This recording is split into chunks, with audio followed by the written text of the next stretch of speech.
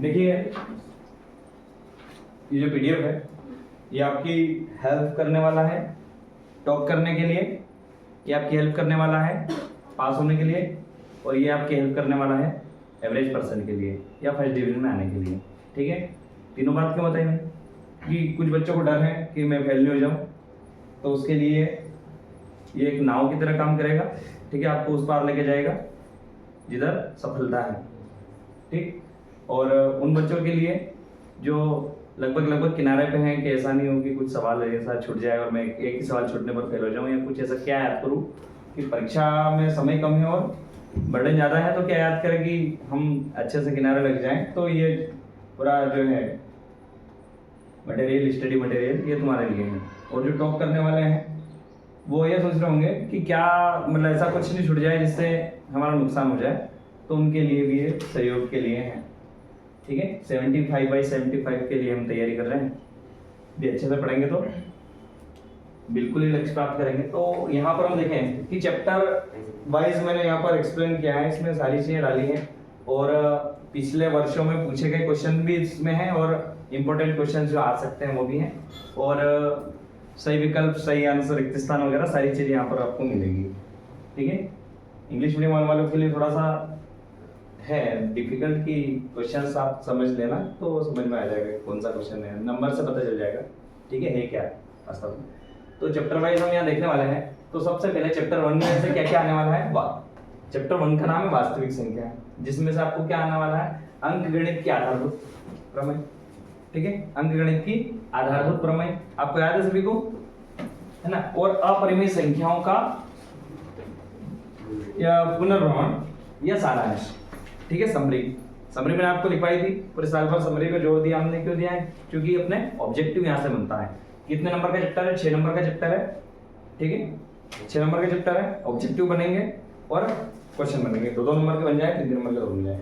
ठीक है, अब यहाँ देखें हम चैप्टर 1 कहाँ है हमारा। अच्छा, ये प्रारूप देख लें आप एक बार कि तुम्हारे में प्रारूप कैसा आने वाला है। आपकी क्वार्टरली, हाफ ईयरली और प्री बोर्ड एग्जाम में जो प्रारूप था वो सेम ऐसे ही था। 5 क्वेश्चन रहेंगे, 6 प्रश्न उनमें रहेंगे, 30 नंबर के, 1 नंबर के। ठीक है, 12 नंबर का मतलब 12 क्वेश्चन ऐसे आएंगे जो 2-2 नंबर के रहेंगे, 24 नंबर के। यहाँ आप ये आंकड़ा यदि देखते हैं तो यदि आपने ऑब्जेक्टिव अच्छे से कवर कर लिए, समरी और छोटे-छोटे क्वेश्चन, है ना, और कुछ फॉर्मूलेज यदि आपने बहुत अच्छे से किए हैं तो ये 30 में से आपके 28 नंबर कहीं नहीं जाने वाले। आया समझ में। यदि खराब किस्मत से यदि 2 नंबर आपके कटते भी हैं तो आप पास तो ऑब्जेक्टिव में हो जाते हैं। ठीक है, डर तो माइंड से निकाल दो कि हम पास कैसे होंगे, तो यहां से आप पास हो जाओगे। यदि आपकी नैया यहाँ पर किनारे पर अटक गई, ठीक है, किनारे पर यदि आप अटक गए, 25 नंबर से पास होते हैं इसमें, कितने 25 से 30 नंबर के ऑब्जेक्टिव आ रहे हैं, 5 यदि कटते भी हैं तो पास हैं आप, टेंशन ना लें, सब पास होंगे आप। यहाँ देखें, अब यहाँ पर 5 नंबर की यदि हेराफेरी भी होती है तो हम यहाँ देख लें कि छोटे छोटे जो सवाल आ रहे हैं, छोटे छोटे सवाल, वो 12 सवाल आएंगे। कितने आएंगे, 12। यहाँ तक कि 24 आएंगे, लेकिन आपको 12 करना है, सब अथवा में रहते हैं और में। ठीक है, तो 12 क्वेश्चन ऐसे हैं जो 2-2 नंबर के आएंगे, 24 नंबर के ये होने वाले हैं, तो टोटल करके 54 नंबर के हो गए, 54 नंबर। अब 54 नंबर में से आप यदि आधे भी लाते हैं तो पास है। समझ में आया। किसका आधा बोल रहा हूं मैं, बड़े सवालों का आधा नहीं बोल रहा हूं मैं, छोटे छोटे का आधा बोल रहा हूं। आपने यदि किसी भी एक्सरसाइज की, किसी भी चैप्टर की पहली एक्सरसाइज भी कर ली जहां 2-2 नंबर के सवाल बनते हैं, आया समझ में, और समरी कर ली और उसके फॉर्मूले कर लिए। यदि आपने इतना कर रखा है और पूरा ऐसा कंप्लीट कर रखा है कि यहाँ 1 वाली एक्सरसाइज में जो भी आ जाए मैं सब लिख दूंगा, कुछ नहीं छूटने वाला। बड़े सवाल यदि आप छोड़ते भी हैं पास होने वालों के लिए, तो पहली एक्सरसाइज, समरी और कुछ फॉर्मूलेस, ये भी यदि आप पढ़ लेते हैं और अच्छे से पढ़ लेते हैं, मतलब छोटी छोटी चीजें आप अच्छे से पढ़ लेते हैं, तो पास होने की तो फुल गारंटी है। यदि आपकी किस्मत खराब है और इतनी खराब है कि आपके आधे खराब हो गए, आधे गलत हो गए, तो भी वो आधे भी, इसमें से आधे भी आपको पास करवा देंगे, क्योंकि 26 नंबर बन रहे हैं आधे भी, टोटल 54 है ना, 26-27 नंबर बन रहे, 27 नंबर। तो आप यहाँ देख सकते हैं 25 से पास है, 27 फिर भी आएंगे यदि आपके आधे गलत हो जाएंगे तो भी। आया समझ में। लेकिन छोड़ना नहीं है, आपको तैयारी सभी की करनी है। 3 नंबर के 3 प्रश्न रहेंगे और 4 नंबर के भी 3 प्रश्न रहेंगे। यहाँ थोड़ा सा हेरफेर है, हाँ नहीं सही, 4 नंबर के भी 3 प्रश्न रहेंगे, टोटल 12 नंबर के बड़े सवाल 12 नंबर के आएंगे। ठीक है, टोटल 75 नंबर का पेपर रहता है, जिसमें 25 से 1 नंबर से आप पास होने वाले हो। पहला वस्तुनिष्ठ सही विकल्प रहेंगे, दूसरा रिक्त स्थान रहेगा, दूसरा प्रश्न, तीसरा प्रश्न आपका सत्य सत्य यानी ट्रू फॉल्स रहने वाला है, चौथा प्रश्न जो है आपको सही जोड़ी मैच द कॉलम मिलने वाला है, और नेक्स्ट जो मिलने वाला है एक वाक्य में उत्तर। ये एक वाक्य में उत्तर जो है आपके छोटे सवाल ही रहेंगे इसमें भी। जैसे आपसे पूछ ली कि अंकगणित की आधारभूत जो प्रमेय है वो कौन सी है, आपको लिखना है 1 नंबर में, हो गया। आपसे थेल्स प्रमेय पूछ ली, बोधायन प्रमेय पूछ ली, एक ही है ना। तो ये जो भी प्रमेय आती हैं, या आपसे वो पूछ लिया कि इस सही विकल्प में ये पूछ लेते हैं, तुमको पता है अभी पूछा था एग्जाम में कि जो है किसी भाई बिंदु के वृत्त के भाई बिंदु से एक्सट्रीम पॉइंट से कितनी टेंजेंट लाइन खींच सकते हैं, है ना, कितनी स्पर्शरेखा खींच सकते हैं। तो हम ऐसे, या उसमें वो दे देगा कि 3 स्पर्शरेखा खींची जा सकती है, अनंत स्पर्शरेखा, या केवल एक रेखा खींची जा सकती है। तो ट्रू फॉल्स आपको बताना है, ठीक है, ट्रू या फॉल्स है। तो ऐसा इस प्रकार के क्वेश्चन बनने वाले हैं। चैप्टर 1 पे आ जाते हैं, सही से एनालिसिस करेंगे पूरे चैप्टर का। यहाँ पर पूरे चैप्टर का एक तरह से पोस्टमार्टम किया हुआ है ना, क्या क्या है इसके अंदर मेन चीजें वो हमने निकाली हुई है। चैप्टर 1 जो है वास्तविक संख्या रियल नंबर, है ना, रियल नंबर हमारे चैप्टर का नेम है। अब यहाँ पर हम देखें जो रियल नंबर है उसे वस्तुनिष्ठ क्वेश्चन बनने वाले 1 अंक का, कितना अंक का, 1 अंक का। तो वस्तु रियल नंबर की हम बात करें यहाँ पर, तो किसी पूर्णांक, कोई एक पूर्णांक है, होल नंबर्स हैं, है ना, होल नंबर्स हैं, सॉरी इंटीजर्स हैं, है ना, इंटीजर है, उसमें उसके लिए प्रत्येक सम पूर्णांक का रूप होगा कैसा, एक सम पूर्णांक, वो इवन नंबर आए, इवन इंटीजर आए, उसके लिए इसमें से कौन सा रूप हो सकता है, 2m हो सकता है, हो सकता है क्या, 2m हो सकता है। किसी भी नंबर के साथ यदि हम 2 का मल्टीप्लाई करें तो इवन हो जाएगा, हो जाएगा। 9 ऑड नंबर है, उसके साथ यदि मैं 2 का मल्टीप्लाई करता हूं तो 9 2 18 इवन नंबर हो जाएंगे। 3 ऑड नंबर है, यदि मैं इसके साथ 2 का मल्टीप्लाई करता हूं तो 3 2 6 इवन नंबर बन जाता है। तो इसका सटीक आंसर है 2m। क्या आएगा, 2m इसका आंसर। बिल्कुल भी हिचकिचाना नहीं है, इनके साथ ये देख लो आप कि 2 किसके, इवन नंबर किसके साथ, आप बोलोगे सर इसके साथ भी, लेकिन इसके साथ प्लस में 1 आ गया, इसलिए हमारा आंसर नहीं होने वाला है, हमारा आंसर है 2m। ऐसे बारीकी से हम यदि देखेंगे तो समस्या आएगी, काफी बड़ा ये है क्योंकि सारे चैप्टर इसी में एक्सप्लेन करना है। तो आप एक बार क्वेश्चन पर नजर मारते जाएं, है ना, आंसर आप चाहे तो बाद में लिख सकते हैं या फिर इसका रिवीजन कर सकते हैं, तो बाद में आप आंसर ठीक कर लेंगे। ऐसे डायरेक्ट यदि बता सकते हो बता दो, कोई प्रॉब्लम नहीं। वह बड़ी से बड़ी संख्या जिससे, वह बड़ी से बड़ी, जब भी बड़ी से बड़ी की बात आ जाए HCF आता है, क्या आता है, HCF, हाईएस्ट, है ना, हाईएस्ट नंबर, हाईएस्ट नंबर की बात करें, सबसे बड़ा, मोर देन या बिगेस्ट, है ना, ऐसे नंबर की बात करें बड़े से बड़ी, तो ऐसी संख्याओं में, ऐसे प्रश्नों में क्या क्या आएगा, सबसे पहले आपका HCF होगा। क्या होगा, HCF, है ना, बड़ी से बड़ी में HCF होता है। अब इसमें क्या होगा कि वह बड़ी से बड़ी संख्या जिसमें 730 और 125 के विभाजित करने पर, 125 को विभाजित करने पर क्रमशः 5 और 8 शेषफल बचते हैं, 5 और 8 बचते हैं शेषफल, है ना। इसमें वो बड़ी से बड़ी कौन सी संख्या है जिसको इससे काटें और या फिर इसको काटें, इन दोनों में से किसी एक को काटे, पहले इसको काटे तो 5 बचे और इसको काटे तो 8 बचे, ऐसी कौन सी संख्या है। तो इन चारों में से आपको टिक लगानी है, तब इसको डिवीजन मेथड से या फिर ऐसे आप निकाल सकते हैं और कर सकते हैं। इस प्रकार के सवाल करवाए हैं। 6 और 20 का HCF है, इसमें 6 और 20 का HCF है, यानी कि HCF का मतलब ऐसी कोई सी संख्या जिसकी टेबल में ये दोनों संख्या आती है। कोई संख्या क्या जिसके टेबल में दो की टेबल में दोनों आती हैं, लेकिन 2 HCF नहीं हो सकते, हो सकता है इससे बड़ी संख्या भी हो सकती है। आपको HCF मतलब बड़ी से बड़ी लेनी है। 6 के पहाड़े में ये तो आता है लेकिन ये नहीं आता है। 20 के पहाड़े में ये आता है, ये नहीं आता है। एक और ऑप्शन, एक तो कॉमन सी बात है, जिसका कोई नहीं होता उसका एक तो होता ही है, लेकिन यहाँ 2 हैं जिसके पहाड़े में दोनों आ रहे हैं। आया समझ में? तो इसका सही आंसर है 2। नेक्स्ट है वह छोटी से छोटी संख्या जो 1 और 10 तक कि सभी संख्याओं जिसे 2 को सम्मिलित करते हुए से विभाजित है। वह छोटी छोटी संख्या है जो बतानी है आपको, जो 1 से लेकर 10 तक सभी संख्याओं को क्या करती हैं, विभाजित करती हैं। तो बताओ 25 20 हाँ सर वही 25 20 हाँ, तो ये इन ऑप्शन में से आपको बताना है, ठीक है। नेक्स्ट है कर रखा मैंने सारा। मतलब इसमें से ये क्वेश्चन समझने की बात है कि इसमें से कौन सा नंबर है जो 1 से लेकर 10 तक के सब नंबर से डिवाइड हो जाए। कोई सा नंबर है क्या ऐसा, तो ऐसा नंबर है ये 10 तो हो नहीं सकता क्योंकि 3 का डिवाइड होता ही नहीं इसमें, है ना। 100 में भी 3 का डिवाइड होगा नहीं, 5 का 2 का सबका हो रहा है। इसमें 5 और 4 9 आ रहा है, लेकिन 5 का डिवाइड नहीं होगा। 5 का डिवाइड होने के लिए क्या कंडीशन है, या 10 का डिवाइड होने की कंडीशन है कि लास्ट में 0 होना चाहिए। क्या होना चाहिए, इसके आगे में 0 ही नहीं, 10 से डिवाइड होगा नहीं। तो ये हो सकता है अपना, क्यों हो सकता है, 3 से डिवाइड होने की कंडीशन भी क्या है कि sum of the all digit of number, इन सबको जोड़ेंगे 5 2 7 और 2 9 9 3 से डिवाइड होगा, यानी कि ये पूरा 3 से डिवाइड हो गया, 25 20 का आंसर है। हाँ। इस प्रकार का क्वेश्चन यदि ऑब्जेक्टिव में आया, तुमने कहीं पढ़ा होगा शायद, सर है ना। हाँ, तो ये आएगा 96 और 104 का HCF होगा, 96 और 104 का HCF, है ना। तो इसमें से जो आंसर ये शायद दिया भी था मैंने एग्जाम में, ठीक है। इसमें जो आंसर है आपको टिक करना है। नेक्स्ट है रिक्त स्थान की बात करें, ये IMP क्वेश्चंस हैं जो अधिकतर बार पूछे गए हैं या संभावित है, आपको लग रहा है कि हाँ आ सकते हैं, वो वाले निकाले, इनके जैसे आप और भी कर सकते हैं। आया समझ में, ये तो करना ही है सभी को। नेक्स्ट है रिक्त स्थान की पूर्ति कीजिए, इसी चैप्टर से। एक ऑब्जेक्टिव यहाँ से भी बन सकता है आपका 1 अंक का। इस चैप्टर से रिक्त स्थान कैसे आ सकते हैं, इससे रिक्त स्थान आएंगे करणी 3 √3 इज ए रिक्त स्थान नंबर। कैसा नंबर, इरेशनल नंबर, अपरिमेय संख्या। कैसी है, अपरिमेय संख्या है। नेक्स्ट अपना करणी 2 एक रिक्त स्थान है, क्या है, अपरिमेय इरेशनल नंबर।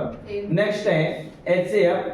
अच्छा, यहाँ का √5 भी आ जाए तो कोई समस्या है क्या, √5 भी है ना, √7, इरेशनल, यानी कि जितने भी प्राइम नंबर्स हैं, कितने नंबर प्राइम नंबर है, जितने भी अभाज्य संख्या है, यदि वो रूट के अंदर आ जाए और आपसे पूछे कि ये क्या है, तो हमें क्या बताना है, क्या बताना है, इरेशनल नंबर। बहुत बढ़िया। अब अपरिमेय संख्या बतानी है। HCF इसका और इसका HCF इनटू इसका LCM बराबर क्या होगा, A इनटू B, दोनों संख्याओं का मल्टीप्लाई। हमारा एक फॉर्मूला है, हमने बहुत अच्छे से पढ़ा है कि प्रोडक्ट ऑफ टू नंबर्स, दो संख्याओं का गुणनफल मल्टीप्लाई, जिसका HCF और LCM दोनों का गुणा के बराबर होता है। दो संख्याओं का यदि मैं मल्टीप्लाई करूं तो कितने आंसर आते हैं, उन दोनों नंबर का HCF निकालना और LCM निकालना, दोनों का मल्टीप्लाई करना, दोनों बराबर आएंगे। आया समझ में, तो इनका यह आ जाएगा प्रोडक्ट ऑफ टू नंबर्स या A इंटू बी, ठीक है, A इंटू बी। ये फॉर्मूला भी है, आप अच्छे से याद कर रहे हैं। नेक्स्ट है सत्य असत्य। ट्रू फॉल्स यदि आता है इस चैप्टर से तो किस प्रकार के ट्रू फॉल्स बनेंगे, परिमेय एवं अपरिमेय संख्याएं वास्तविक संख्या है। अगला है 2k + 1, जहां k कोई धनात्मक पूर्णांक है तो सभी संख्या कैसे होंगी, यदि पॉजिटिव है, k पॉजिटिव है, सभी नंबर कैसे होंगे, धनात्मक। आया समझ में। नेक्स्ट है √5 एक परिमेय संख्या है, फॉल्स है। ये देखो 2020 में आया था, 2025 में 23 में भी आया था, है ना, 20 और 23 दोनों में आया है। नेक्स्ट है इसकी जगह नंबर चेंज हो सकता है ना, ऐसा नहीं है सर, बिल्कुल बिल्कुल। तो ये हो गया। नेक्स्ट है इस अध्याय से सही जोड़ी का प्रश्न आने की कोई संभावना नहीं है। क्यों नहीं है, सही जोड़ी के लिए पहले से हमने चैप्टर देख रखे हैं कि उनसे सही जोड़ी बनती है। आया समझ में, इसलिए यहाँ से कोई सही जोड़ी आने की संभावना नहीं है। एक वाक्य में उत्तर आ सकता है, किस प्रकार का, यदि A बराबर BQ है तो Q एवं B में क्या संबंध है, Q और B में क्या संबंध है, Q और B में क्या संबंध है, बताओ क्या संबंध है दोनों, वेक्टर ऑफ, हाँ फैक्टर ऑफ है, ये दोनों एक के फैक्टर हैं, ये संबंध है और क्या है ना, फैक्टर ऑफ है, ये दोनों एक के फैक्टर है। अंकगणित की आधारभूत प्रमेय क्या है, अंकगणित की आधारभूत प्रमेय उस दिन मैं आपको बताई थी, है ना, लिपाई है। हाँ, तो ये हो सकता है। नेक्स्ट है अति लघुत्तरी प्रश्न, छोटे छोटे क्वेश्चन जो दो नंबर के बनते हैं, है ना, उन पर फोकस करें। तो मैंने आपको ये चैप्टर 1 पहले से ही पूरा सॉल्व करके या इसका इंपोर्टेंट निकाल के आपको दिए हैं PDF के रूप में, आप उसको अच्छे से देख लेना। नहीं मिले तो एक बार और मैं आपको सेंड कर दूंगा। यहाँ पर देखें, निम्नलिखित संख्याओं को अभाज्य गुणनखंड के रूप में व्यक्त कीजिए। अभाज्य गुणनखंड के रूप में व्यक्त करना है तो छोटे छोटे क्वेश्चन ये हैं। ये अभाज्य संख्या, अभाज्य गुणनखंड मतलब प्राइम फैक्टराइजेशन मेथड, बस प्राइम फैक्टर निकालना है और लिखने हैं प्राइम फैक्टर्स। आया समझ में?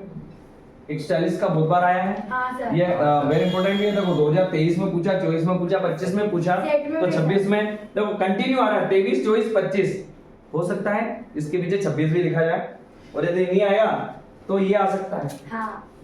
इन तीनों के आने के फुल चांसेस हैं। ये तीनों आप बहुत अच्छे से टिक कर लेना, बहुत अच्छे से करके देख लेना, तीनों में से कोई एक आ सकता है 99%। ठीक है, नेक्स्ट हम देखें, ये संख्या, इनके प्राइम वेक्टर निकाल के देखना है आपको, कुछ भी नहीं है, 5वीं लेवल का सवाल है बस। आया समझ में? नेक्स्ट व्याख्या कीजिए कि ये वाला सवाल आपको दिया था पिछली बार भी कि 7 into 11 into 13 plus 13 और 7 into 6 into 5 into 4 into 3 into 2 into 1 plus 5 भाज्य संख्या। ये आपको क्या करना है, व्याख्या करनी है कि ये भाज्य संख्या है और क्यों है। ठीक है, ये बताना है बस। इसका आंसर यदि आप इसको समझ में यदि नहीं भी आया हो तो आप क्या करेंगे, इसको लिख लेंगे और रट्टा मार लेंगे कि क्यों है, क्योंकि 2-3 लाइन का इसका आंसर खत्म, शायद 2 लाइन का है ना। नेक्स्ट है लघुत्तरी प्रश्न, मतलब थोड़े से बड़े है ना। यहाँ देखिए, पूर्णांकों के निम्नलिखित युग्मों के HCF और LCM ज्ञात कीजिए। HCF भी ज्ञात करना है और LCM भी ज्ञात करना है, तथा इसकी जांच भी करनी है कि दो संख्याओं का क्या ज्ञात करनी है। ये वाला फॉर्मूला, ये बहुत इंपॉर्टेंट फॉर्मूला है, ये आप अच्छे से लिख लें, याद कर लें, बार बार लिखे, देखें, माइंड में बिठा लें कि दो संख्याओं का गुणनफल, गुणनफल मतलब प्रोडक्ट ऑफ टू नंबर्स, दो संख्याओं का मल्टीप्लाई जो होता है वो उनके HCF और LCM के मल्टीप्लाई के बराबर होता है। आया समझ में? नेक्स्ट हम देखें, ये सवाल दे रखे हैं, ये बहुत बार पूछा है। देखो आप 19 और 24 में पूछा गया है, ये और ये यानी ये दो इंपॉर्टेंट है बहुत ज्यादा। ठीक है, इन दोनों को बहुत अच्छे से कर लें, बाकी ये सब तो करना ही है आपको। नेक्स्ट है अभाज्य गुणनखंड विधि से HCF और LCM ज्ञात कीजिए। प्राइम फैक्टराइजेशन मेथड से LCM और HCF निकालना है। हाँ। आता है सभी को? वो टुकड़े करके पहले उनके फैक्टर निकालेंगे और उनका LCM निकालेंगे, फिर HCF निकालेंगे। तो ये संख्या देखो, ये 23 में आया था, ये 21 में आया है, ये 19 और 22 दोनों में आया था, और ये 20 में आया है। ठीक है, आपको यहाँ पर बिल्कुल आश्चर्य नहीं करना है यदि संख्या बदल भी जाती है, तुम्हारी बुक से नहीं भी आती है तो क्या दिक्कत है, आपको LCM HCF निकालना आना चाहिए। ठीक है, नेक्स्ट है HCF 306 और 657 बराबर 9। हाँ। यानी कि HCF दे रखा है 9। ये वाला सवाल देखो, आप कुछ याद आया होगा ये सवाल देख के, है ना। LCM बराबर इनका, इन संख्याओं का LCM ज्ञात करना है। HCF दे रखा है, LCM ज्ञात करना है, तो आप क्या कर सकते हैं, इन दोनों का मल्टीप्लाई करके और 9 का डिवाइड। वो अभी हमने एक फॉर्मूला पढ़ा था यहाँ पर, ये वाला। हाँ। उन दोनों का मल्टीप्लाई करना दोनों नंबर का, और इधर लिखोगे 9 into LCM, तो 9 को उठा के इसके बटे में डालना और 9 से कट कर देना, जो बचेगा वो अपना HCF हो जाएगा, आंसर हो जाएगा, LCM हो जाएगा। सॉरी यहाँ पर कहाँ था, हाँ ये हो गया। हाँ। इस टाइप के क्वेश्चन आते हैं 2-2 नंबर के, यदि वो 3-3 नंबर में 4-4 नंबर में पूछे। ठीक है, तो इस प्रकार सिद्ध कीजिए कि √5 अपरिमेय संख्या है। करणी 5 अपरिमेय संख्या है, √5 इज ए इरेशनल नंबर। आपके प्रूफ करने के लिए दे रहे हैं। इस टाइप के 2-3 सवाल है, करणी 3 वाला है ना, और एक वो है करणी 2 वाला, ये 3 करणी 2, ऐसे जितने भी सवाल है √2 √3 √5, उस टाइप के सारे सवाल कर लो। उसमें क्या है, उसकी थ्योरी एक जैसी है, कोई दिक्कत, थ्योरी उसकी एक जैसी बिल्कुल सेम है, बस आपको करना क्या है, संख्या चेंज करनी है, बस आपके माइंड में आना चाहिए कि वो क्या रहा है। यदि A/B हमने लिया, A यदि डिवाइड हो रहा है किसी नंबर से तो B भी डिवाइड होगा। हमें ये प्रूफ करके बताना है, और यदि दोनों एक ही नंबर से डिवाइड हो रहा है तो वो इरेशनल नंबर है, रेशनल हो ही नहीं सकते हैं, क्योंकि रेशनल नंबर दोनों एक दूसरे से डिवाइड नहीं होते।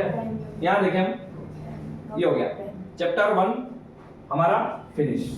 ठीक है, चैप्टर 1 से इसी टाइप के रहेंगे सवाल। चैप्टर 2 पे आ जाते हैं।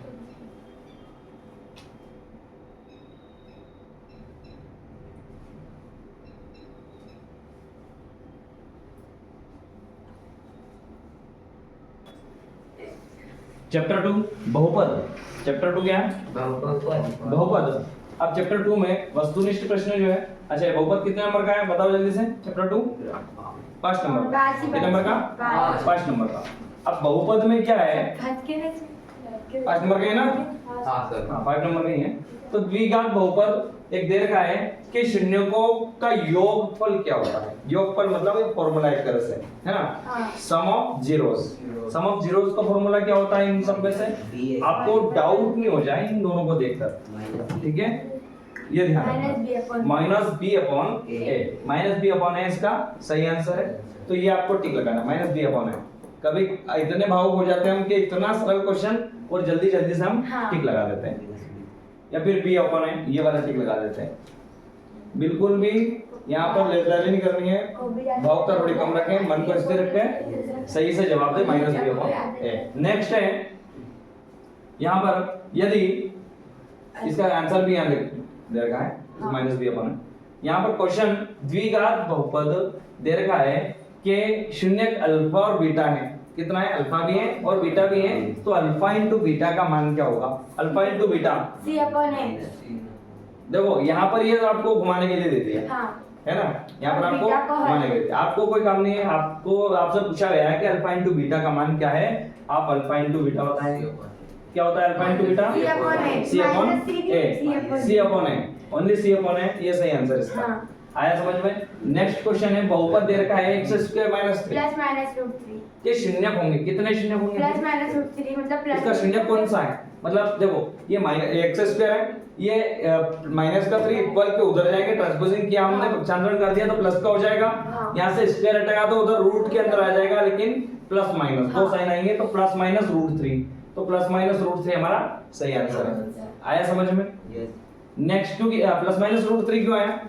क्योंकि इसके दो शून्यक निकलेंगे, कितने जीरोस निकलेंगे? दो जीरोस निकलेंगे, इसकी पावर 2 है, इसलिए क्वाड्रेटिक इक्वेशन है, इसलिए दो शून्यक इसके निकलेंगे, 2 जीरोस होंगे।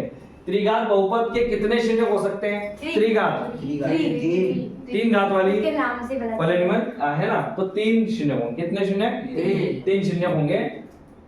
नेक्स्ट है द्विघात बहुपद ax square plus bx plus c के आलेख का प्रकार होगा। ये देखा है, तो इसका आलेख का जो आलेख बनेगा, इसका प्रकार कैसा होगा? इसका प्रकार होगा परवलय, पैराबोला, है ना? परवलय पैराबोला होगा। हाँ। पैराबोला देखा आपने? हाँ। बना के देखा कभी? मैं बना के बताऊंगा पैराबोला कैसा होता है, ठीक है? ये 2-3 प्रकार के होते हैं, पैराबोला, हाइपरबोला और ऐसा कुछ होता है ना? मैं बता दिखा दूंगा आपको। तो किस प्रकार का होता है? परवलय का आकार होता है, परवलयाकार यानी कि पैराबोला। नेक्स्ट, रिक्त स्थान की पूर्ति करना। हाँ। रिक्त स्थान की पूर्ति कीजिए। पहला, जब x के बहुपद Pn में x की उच्चतम घात, यहाँ पर एक चर देखा है x, इसकी उच्चतम घात क्या कहलाती है? किसी भी एक अपने पास इक्वेशन है, उसकी मैक्सिमम पावर क्या कहलाती है? क्या कहलाती है? बहुपद की घात, पावर ऑफ इक्वेशन। आया समझ? पावर ऑफ पॉलिनोमियल, है ना? तो उसकी पावर कहलाती है। नेक्स्ट, एक बहुपद पॉलिनोमियल दे रखा है जिसकी पावर कितनी है? 3 है, जिसकी घात कितनी है? 3 है, वह कैसा होगा? वह क्या कहलाता है? बहुपद क्या कहलाता है? त्रिघात बहुपद, क्यूबिक इक्वेशन। कौन सी? कौन सा पॉलिनोमियल? Cubic polynomial. नेक्स्ट है, दो बहुपदों का योग, सम ऑफ 2 पॉलिनोमियल होता है। क्या होता है? एक बहुपद ही होता है, बहुपद है। 3 बहुपद किसे बोलेंगे? जिसमें एक से ज्यादा पद है, ये बहुपद है। यदि 2 बहुपदों को मैं जोड़ूंगा तो बहुपद ही तो आएगा। क्या आएगा? बहुपद। एक बहुपद होता है ना? एक पॉलिनोमियल होता है। नेक्स्ट हम देखें, सत्य असत्य ट्रू फॉल्स यहां से पूछे जा रहे हैं कि घात 2 के, जिसकी घात 2 है, कि किसी बहुपद के अधिक से अधिक मैक्सिमम जिसकी पावर 2 है, उसके मैक्सिमम 2 शून्य हो सकते हैं। ये बात बिल्कुल ट्रू है। जिसकी भी पावर जितनी होगी, देखो इक्वेशन की पावर जितनी होती है, घात जितनी होती है, उतने ही जीरोस होंगे, उससे ज्यादा नहीं होंगे, उससे ज्यादा नहीं होंगे। और यदि यहाँ ओनली का वर्ड आ जाए, केवल और केवल 2 शून्य होंगे, तो भी ये ट्रू होता। आया समझ में? तो ये बात सत्य है। द्विघात बहुपद में एक शून्य हो सकता है। द्विघात बहुपद में एक शून्य हो सकता है क्या? सिर्फ एक? द्विघात है, दो होंगे। क्वाड्रेटिक इक्वेशन है, तो दो शून्य होंगे, हाँ। 2 zeros होंगे। यहाँ पर उसने बोला एक शून्य हो सकता है, बिल्कुल नहीं हो सकता, ये बात बिल्कुल गलत है, असत्य है। नेक्स्ट है एक शब्द में उत्तर। एक शब्द में मतलब क्वेश्चन नंबर 6 हाँ 5। यहाँ पर द्विघात बहुपद एक दे रखा है कि शून्यकों का गुणनफल का सूत्र लिखिए, बस आपको फॉर्मूला लिखना मैंने है, तो लिया। Sum of zeros, product of zeros का, प्रोडक्ट सी है ना, प्रोडक्ट ऑफ जीरोस का फॉर्मूला आपको लिखना है, 2024 में पूछा गया था, ठीक है, है ना। 2 साल पहले। नेक्स्ट अति लघु उत्तरीय प्रश्न, इस टाइप के आपके आते हैं, बस इस टाइप के आते हैं, हाँ। या आपसे वो पूछ ले मल्टीप्लिकेशन, हाँ। या वो सम ऑफ जीरोस पूछ ले, या कितने जीरोस होंगे, ऐसा कुछ पूछ ले, स्टैंडर्ड ठीक है? फॉर्म वगैरह। स्टैंडर्ड फॉर्म पूछ ले इक्वेशन का, क्वाड्रेटिक इक्वेशन का स्टैंडर्ड फॉर्म लिखिए, तो आपको लिखना है। नेक्स्ट है अति लघु उत्तरीय प्रश्न, निम्न द्विघात व्यंजकों के शून्य ज्ञात कीजिए, और शून्यकों के बीच में संबंध भी आपको बताना है, रिलेशन भी बताना है, ठीक है। तो ये हमने बहुत अच्छे से निकालना सीखा था, जीरोस निकालना है, जीरोस फाइंड करना है, और उनके बीच में संबंध भी बताना है कि एक्सेस के जो है c अपॉन है और माइनस b अपॉन है कहां से है, इसको हम क्या बोलेंगे, और इसकी जो इक्वल है दोनों, ये भी बताना है आपको।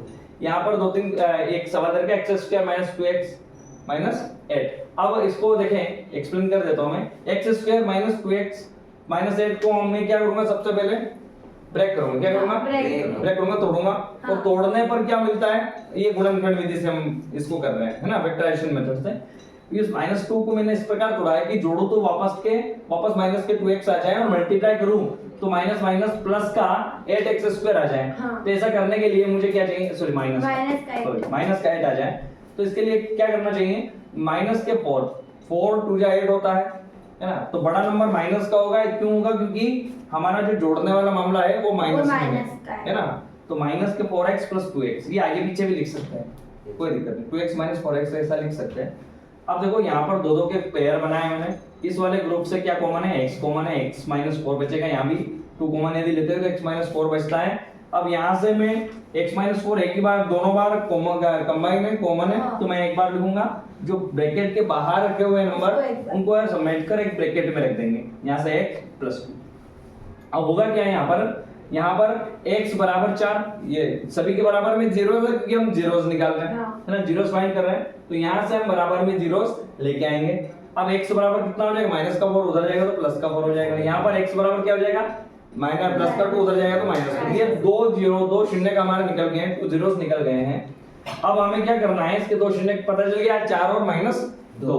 अब इसके बीच में संबंध विस्थापित करना है, वो कैसे करेंगे, शून्यकों का योगफल का सूत्र होता है माइनस b अपॉन a। तो शून्यकों का योगफल यदि मैंने जोड़ा, योगफल का मतलब जोड़ना, तो यदि मैं दोनों शून्यकों को जोड़ूं, 4 और माइनस 2 को जोड़ूंगा, तो माइनस का है तो घट जाएगा, तो 4 में 2 गए तो 2 बचे। वो गुणनफल की बात करूंगा तो गुणनफल कितना आ रहा है, 4 इंटू माइनस 2, इसका आंसर आ रहा है माइनस का 8। अब ये जो आ रहा है आंसर, वो देखो वो क्या चीज है, तो माइनस b अपॉन a बराबर 2 और c अपॉन a बराबर माइनस है। अतः शून्यकों तथा गुणांकों के बीच संबंध सत्य है, क्या है, सत्य। आप ये लिख सकते हैं माइनस b अपॉन a और c अपॉन a, ये वाला अल्फा इंटू बीटा बराबर दिया करके ये और ये, ठीक है, कर सकते हैं। यहाँ पर माइनस अपॉन में 1 लिख सकते हैं, क्यों लिख सकते हैं, क्योंकि यहाँ पर एक्स स्क्वायर के साथ कुछ नहीं, मतलब ठीक है, क्योंकि ये a होता है, ये b होता है, ये c होता है। नेक्स्ट इस सवाल को निम्न द्विघात व्यंजकों के शून्य ज्ञात कीजिए, और शून्यों के बीच वो सेम टू सेम। सही तभी समझाया। नेक्स्ट है, ये भी उसके जैसे ही है, करना क्या है, यहाँ पर भी उसी फॉर्म में इसको सॉल्व करना है, ठीक है, 2 शून्य निकालने और संबंध बताना है। लघु उत्तरीय प्रश्न में आ जाते हैं, शॉर्ट आंसर। एक द्विघात बहुपद ज्ञात कीजिए। अब आपको क्या करना है, इक्वेशन बतानी है, पॉलिनोमियल फाइंड करना है, क्वाड्रेटिक इक्वेशन, द्विघात बहुपद, शून्यकों का योग और गुणनफल आपको दिया है। ये सवाल कई बार आया, देखो 2025 में पूछा ही था, अभी पिछले साल ही, -1/4 और 1/4, तो आपको क्या दे दिया, एक शून्यकों का योगफल दे दिया, गुणनफल दे दिया, सम ऑफ जीरोस और प्रोडक्ट ऑफ जीरोस, दोनों चीजें दे दी। अल्फा प्लस बीटा होता है सम ऑफ जीरोस, इसका फॉर्मूला -b अपॉन है, यानी कि -1/4, alpha into beta c upon a है 1/4, ये दिया है। तो आपको यहाँ से स्पष्ट रूप से पता चल रहा होगा कि ऊपर नीचे ए है, दोनों में ए, तो ए की जगह कितना है 4, यहाँ पर भी 4, इसने थोड़ी दूसरी मेथड से करके बताया, ठीक है। ए बराबर 4 लिख दिया, यहाँ पर बी बराबर बी बराबर कितना है 1, 1 क्यों लिखा भाई, क्योंकि ये माइनस से माइनस कैंसिल, यानी कि बी की जगह क्या लिखा 1 लिखा। सी की जगह क्या लिखा हुआ है 1, तो यहाँ पर 1 लिखा हुआ है। अतः द्विघात बहुपद क्या है ax square plus bx plus c, ऐसा होता है। ax स्क्वायर यानी कि a की जगह 4 x स्क्वायर प्लस bx यानी कि 1x, ये एक ही बार x है, प्लस c यानी कि 1 बराबर 0, ये क्वाड्रेटिक इक्वेशन आपकी बन गई। या फिर इसके लिए एक फार्मूला भी होता है, फार्मूला होता है x स्क्वायर है ना minus alpha plus beta x plus alpha into beta, ये इसका फार्मूला है। आप अच्छे से इसको इसकी प्रैक्टिस उस फार्मूले से भी कर सकते हैं। यहाँ पर ये दूसरा सवाल उसी के जैसा है। अगला चैप्टर 3 कितने नंबर का आने वाला है 5 नंबर का। चैप्टर 3 में 7 नंबर का है। चलो, दो चरों वाले रैखिक समीकरण युग्म, दो चरों वाले रैखिक समीकरण युग्म, इसमें 2 वेरिएबल्स हैं। कितने वेरिएबल्स हैं 2। चर राशि वो राशि होती है जिसका according to time, according to place और अकॉर्डिंग टू सिचुएशन जिसकी वैल्यू चेंज होती रहती है, बदलता रहता है, जिसका मान उसको हम क्या बोलेंगे चर बोलेंगे। तो दो चर वाला रैखिक समीकरण है, लीनियर इक्वेशन है। हाँ। कैसी है लीनियर इक्वेशन है 2 वेरिएबल्स की। अब लीनियर इक्वेशन मतलब जिसकी पावर 2 नहीं होगी, सिर्फ 1 होगी। मैक्सिमम पावर जिसकी 1 होती है वेरिएबल्स की, वो लीनियर इक्वेशन होती है। जिस इक्वेशन में किसी वेरिएबल्स की मैक्सिमम पावर 1 हो उसको हम बोलेंगे लीनियर इक्वेशन। क्या बोलेंगे रैखिक समीकरण। क्या बोलेंगे रैखिक समीकरण। और कितने चर होंगे इसमें 2 चर, यानी कि 2 अल्फाबेट आ सकते हैं। a के साथ b आ जाएगा या x के साथ y आ जाएगा, ऐसा कुछ भी है ना, 2 अल्फाबेट होंगे। अब जब यहाँ पर कंडीशन दे दी, यहाँ पर क्या कंडीशन है a1/a2 equal b1/b2 not equal c1/c2। देखो, इस चैप्टर को सॉल्व करने से पहले आपको ये बात ध्यान में जरूर लानी है कि यहाँ पर ये a1/a2 b1/b2 c1/c2 ये आए कहाँ से, तो ये होता है हमारा दो चर वाले रैखिक समीकरण का स्टैंडर्ड फॉर्म होता है a1x + b1y + c1 = 0, a2x + b2y + c2 = 0। ठीक है, दो इक्वेशन होती हैं। अब दोनों इक्वेशन की यदि मैं कंपैरिजन करूं तो 3 कंडीशन बनती है। कितनी कंडीशन बनती है 3 कंडीशन क्यों बनी, क्योंकि a1 है b1 है c1 है। आया समझ में, और ये तीनों दो बार हैं। अब देखो इसलिए बनी a1/a2 नॉट इक्वल b1/b2, पहली कंडीशन ये है। दूसरी कंडीशन ये है कि a1/a2 बराबर तो है b1/b2 के, लेकिन ये बराबर नहीं है c1/c2। और तीसरी कंडीशन में तीनों बराबर है। आया समझ में, पहली कंडीशन में दोनों आपस में बराबर नहीं है, इन दोनों की नहीं बनती थी। दूसरी कंडीशन में इन दोनों की बनने लगी तो इन दोनों की तीसरे से नहीं बन रही है। फिर तीसरी कंडीशन में जाके ये तीनों बोलने लगे हैं, तीनों आपस में बराबर एक जैसे हैं। आया समझ में। तो धीरे धीरे हम भी कोई यदि मित्र बनाते हैं तो कभी कभी हम दोनों लोगों की आपस में नहीं बनती है, फिर धीरे धीरे वो जो तीसरा आता है अपने ग्रुप में उससे हम दोनों की नहीं बनती है, फिर धीरे धीरे हम सब एक जैसे हो जाते हैं पूरी क्लास में। तो यहाँ हम देखें तो ये 3 कंडीशन हमारी बनी है। तीनों कंडीशन की जो वैल्यू है या ये तीनों कंडीशन क्या इफेक्ट डालती है, कब कब आती है, इसके लिए एक टेबल मैंने आपको बनवाई है। टेबल में एक और लाइन एक और कॉलम पीछे से ऐड कर लेना कि रेखाएं कैसी हैं। रेखाएं कैसी हैं, कैसी मतलब संगत है या असंगत है ना, वो भी आप उसमें उसके साथ ऐड कर लेना। तो यहाँ पर पूछा गया है कि a1/a2 b1/b2 not equal c1/c2, तो समीकरण निकाय a1x + b1y + c1 तथा a2x + b2y + c2 के क्या होगा, ये 2 हल होंगे कि कोई हल नहीं होंगे, या एक अद्वितीय हल है। तो इसका आंसर है कोई हल नहीं, कोई हल नहीं होगा। ठीक है, कोई हल नहीं होगा जब a1/a2 बराबर है b1/b2 को, तीनों बराबर है। यदि तीनों आपस में बराबर है तो समीकरण का निकाय का क्या होगा, कोई हल होगा कि नहीं होगा, या अद्वितीय हल होगा, अनंत अनेक हल होंगे। कैसे होंगे, अनेक हल होंगे। आया समझ में। नेक्स्ट, इस प्रकार की तीनों कंडीशन से मिलकर इसके ऑब्जेक्टिव बनेंगे इस वाली इक्वेशन में। ये सभी उसी से उन्हीं कंडीशन से मिलकर बनाए। नेक्स्ट हम देखें यहाँ पर कि x माइनस 2y बराबर 0 और 3x प्लस 4y बराबर माइनस 20 बराबर 0, ये रेखाएं कैसी हैं? Intersecting line. ये भी उसी कंडीशन से मिलकर बनी है। यदि आपको वो कंडीशन अच्छे से आती है तो आप सभी इसके सारे ऑब्जेक्टिव सही कर सकते हैं, 2-2 नंबर के सवाल इसके सॉल्व कर सकते हैं, या वो जो 1 नंबर का सवाल आता है ना 5वें प्रश्न में, हाँ। वो भी यहाँ से बन सकता है। ठीक है, तो रेखाएं कैसी हैं? रेखा प्रतिच्छेदी है, संपाती है या समांतर है? ये इनमें से कोई नहीं, तो रेखा प्रतिच्छेदी है, क्योंकि a1/a2 नॉट इक्वल b1/b2 के।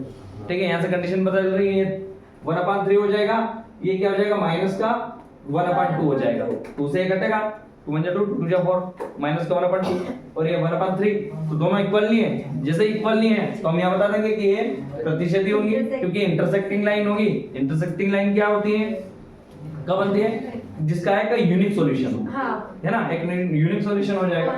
अब यहाँ देखें, रेखिक समीकरण युग्म, ये दोनों दे दिए, कंडीशन से सारे सवाल क्वेश्चन ऑब्जेक्टिव बने। आप अच्छे से इसको एक आध बार देख लेना, स्क्रीनशॉट ले लेके, कोई दिक्कत नहीं। रिक्त स्थान, एक समीकरण दे रखी है x + y = 8 में यदि x = 3 है, यदि x बराबर कितना है 3, x की जगह यदि मैं 3 लिखूं तो y बराबर क्या आएगा? यहां मैंने 3 लिखा प्लस y बराबर 8। अब ये 3 उठकर इधर जाएगा तो माइनस पर आएगा, 8 में से 3 माइनस करो तो y बराबर 5 होगा। आया समझ में? इस प्रकार के हो सकते हैं, क्योंकि 2022 में पूछा था ये वाला। नेक्स्ट है, यदि x + y = 5 उसी के जैसा है, ठीक है, तो 4 आंसर आएगा। नेक्स्ट है, दो चरों x और y वाले रैखिक समीकरण का मानक रूप लिखना है। मानक मतलब स्टैंडर्ड फॉर्म। कैसा फॉर्म? स्टैंडर्ड। तो x + vy + c = 0। यहाँ पर आप बोलोगे सर ये भी तो चर हैं, ये भी चर, ये भी चर, ये कांस्टेंट है। ये क्या है? कांस्टेंट। कांस्टेंट मतलब एक फिक्स वैल्यू, नंबर जिसकी हम बात करते हैं, अचर राशि। कैसी राशि? अचर राशि। यहाँ पर इसकी जगह पर नंबर आते हैं 1 2 3 4 5 8 10 जो भी। नेक्स्ट, अति लघुत्तरीय प्रश्न। अनुपातों ये दे रखा है, a1/a2 b1/b2 और c1/c2 को ज्ञात कीजिए या इसकी तुलना का मान ज्ञात कीजिए। निम्नलिखित समीकरणों के युग्मों या संगत है या असंगत, आपको ये बताना है। संगत असंगत की कंडीशन मैंने बोला 3 3 और 3, 9 कंडीशन इसमें बनती है। कितनी कंडीशन बनती है? यानी कि 3 टाइप से इसकी कंडीशन बनती है, 3 3। आया समझ में? वो कंडीशन वाली टेबल आप अच्छे से याद कर लेना, आपकी बुक में है, बुक में छपी हुई है। ये तो क्या सवाल देख लेते इसके। तुमको ये देखकर ये तो पता चल रहा होगा किस टाइप के ऑब्जेक्टिव आते हैं, है ना। ऑब्जेक्टिव कहाँ से बनते हैं? ऑब्जेक्टिव यहाँ से बनते हैं। मैं साल भर इसी पे फोकस करता रहा कि तुम समरी याद करो, फॉर्मूला याद करो, तो यहाँ से सब चीजें आती हैं। और यदि हमने समरी और फॉर्मूला याद कर लिए तो बड़े सवाल जो हैं वो उसको करने में कोई तकलीफ है ही नहीं, क्योंकि फॉर्मूला तो याद ही है, बस वैल्यू पुट करके कैलकुलेशन करना है और आंसर।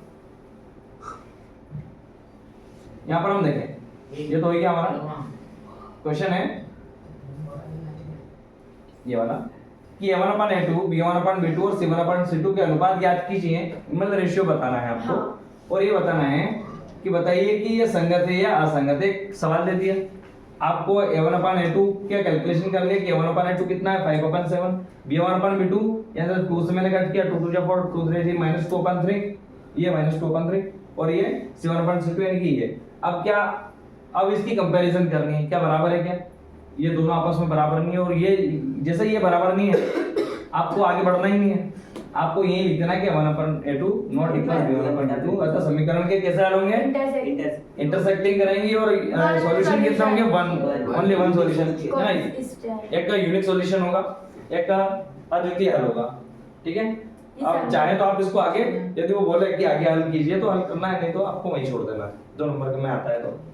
ठीक है, अति लघुत्तरीय प्रश्न की बात करें, 2 संख्याओं का अंतर 26 है। ये सवाल दिया किसी एग्जाम में? हाँ। 2 संख्याओं का अंतर, डिफरेंस ऑफ 2 नंबर्स 26, और एक संख्या दूसरी संख्या से 3 गुनी है। कितनी गुनी है? 3 गुनी है।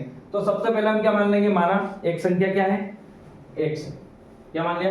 एक्स माना कि दोनों संख्या x और y, पहली संख्या x और दूसरी क्या है? Y। अब दोनों का डिफरेंस 26 है, दोनों का हाँ। अंतर कितना है? 26। तो x में से y घटाए तो कितना है? 26। अकॉर्डिंग टू क्वेश्चन, प्रश्नानुसार ये इक्वेशन नंबर 1 हो गई। दूसरी इक्वेशन बनानी है तो दूसरी इक्वेशन कैसे बनेगी? उसने बोला है अकॉर्डिंग टू क्वेश्चन की पहली संख्या जो है वो दूसरी संख्या से 3 गुनी है। हाँ। कितने गुनी? 3 गुनी। 3 गुनी, 3 गुनी यानी कि त्रिगुनी है। तो x बराबर 3y, ये दूसरी कंडीशन बन गई। अब हमें क्या करना है? समीकरण 1 से समीकरण 1 उठाई, ये लिया। अब क्या किया मैंने? यहाँ पर x का मान कितना है? 3y, ये उठाया और इसमें रख दिया। जहां भी x है वहां पर 3y रखा, तो 3y में से 1y गया तो कितना बचा? 2y बचेगा। अब 2y यानी कि 2 यहां से हटाया और इधर इसके अपॉन में लेके गया तो कितना हो गया? कटेगा 13 आ जाएंगे। तो यानी कि y बराबर कितना गया? 13। और y का मान यदि मैं इसमें रखूं तो ये हो जाएगा 13 39 39। आया समझ में? तो 13 और 39 दो आंसर इसके आ गए, या 13 और 39। आया समझ में? क्योंकि पहली संख्या 3 गुनी ज्यादा है तो इसका 3 टाइम मल्टीप्लाई कर लेंगे, है ना? इसका ट्रिपल हो जाएगा तो हो जाएगा 39। नेक्स्ट देखो, इसने कौन से मेथड से किया है? इसने पहले इसको सॉल्व किया, यहाँ पर इस वाले को सॉल्व किया, इसको यहीं रखा, y को उधर लेके गया है, y को इधर लेके गया है, तो इसमें थर्ड इक्वेशन बनाई पहले उसने। अब तू ये ले लेना डायरेक्ट, ये लेके डायरेक्ट इसकी वैल्यू उसमें डाल दो, आंसर आ जाएगा इसमें। नेक्स्ट, दो संपूरक कोण, ये मैंने परसों करवाया था तुमसे। हाँ। किससे करवाया था तुम में से? वो एंगल वाला, वो 18 डिग्री छोटा बड़ा है,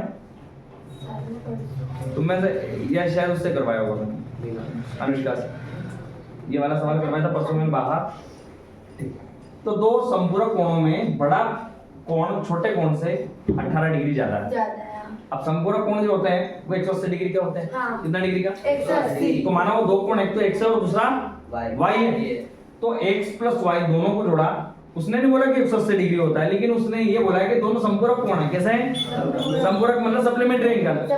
कैसा एंगल? सप्लीमेंट्री एंगल 180 डिग्री के होते हैं। हाँ। तो x plus y equal 180 degree. यहाँ पर एक पहली इक्वेशन तो हमने बनाई, दूसरी उसने बोला है क्या कि जो दोनों का अंतर है, मतलब छोटा एक बड़ा है, और कितना अंतर है दोनों में? 18 डिग्री का। कितना? 18 डिग्री। यानी कि x में से y घटाओ तो 18 डिग्री आना चाहिए। इन दोनों का डिफरेंस इतना है।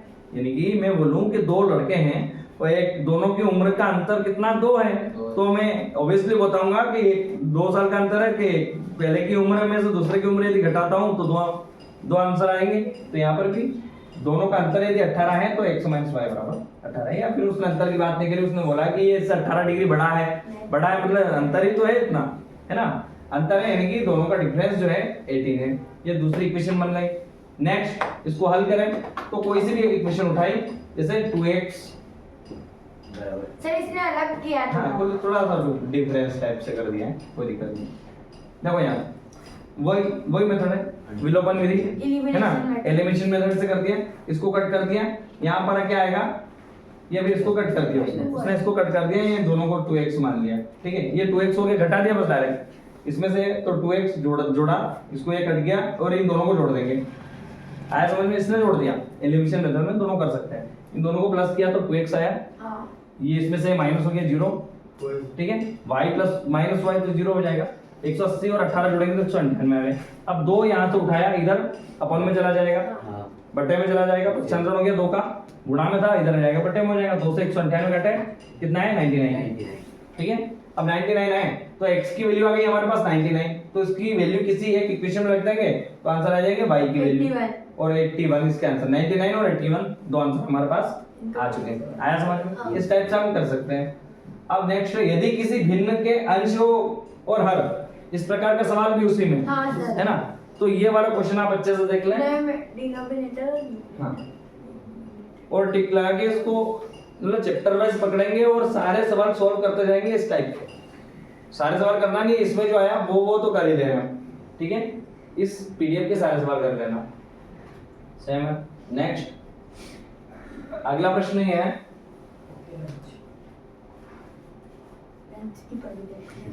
यहाँ पर दो अंकों की संख्या के अंकों का योग, दो अंकों की संख्या के अंकों का योग 9 है। कितना है?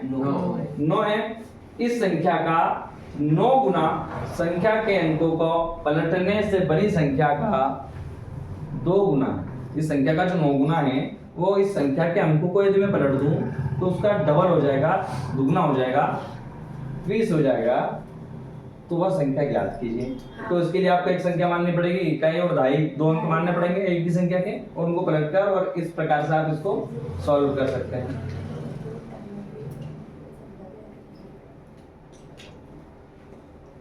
ठीक है, करवाई है हमने। हाँ सर। तो वह संख्या हो जाएगी 18, है ना। रैखिक समीकरण युग्म को विलोपन विधि से हल कीजिए। हाँ सर। इससे विलोपन विधि, प्रतिस्थापन विधि दोनों आप अच्छे से कर लेना। ठीक है, ठीक है। यदि वो बोले कि विलोपन विधि से हल कीजिए तो विलोपन विधि से हल करना है। यदि बोले नहीं, डायरेक्ट दे दे कि निम्नलिखित रैखिक समीकरण युग्म को सॉल्व कीजिए, हल कीजिए, तो आपको आपकी जो अच्छी लगे आपको जो मेथड उससे आप हल करोगे। लेकिन देगा वो एक विलोपन का, एक प्रतिस्थापन का, ऐसा दे सकते हैं क्योंकि 2 नंबर के 2 सवाल आएंगे इससे।